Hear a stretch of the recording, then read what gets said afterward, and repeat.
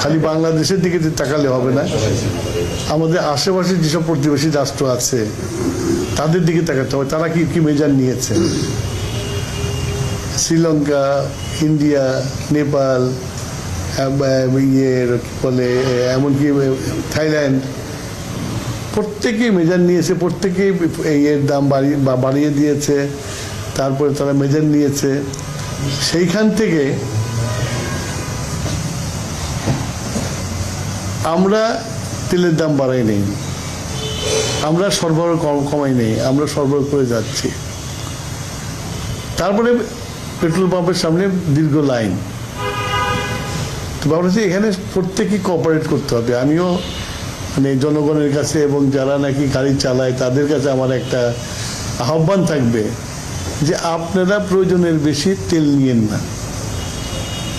আমরা তেল সরবরাহ করছি এবং সরবরাহ করে যাব, আমরা যতক্ষণ পারবো আমরা চেষ্টা করে যাব। আমরা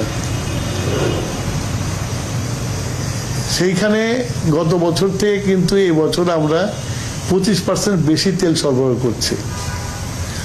গত 2 দিন, ঈদের দিন আর ঈদের পরের দিন সরকারি ছুটি ছিল, আমাদের যে ডিপোগুলো আছে ডিপোগুলো বন্ধ ছিল, সেই জন্য তেল সরবরাহ করা হয়নি। আজকে সকাল থেকে আবার ডিপোগুলো চালু হয়ে গেছে, তেল আসছে, তেল পাবে, পেট্রোল পাম্পে তেল পাবে। এগুলো নিয়ে মানে এই লাইন দেওয়ার প্রয়োজন আছে বলে মনে করি না। আমি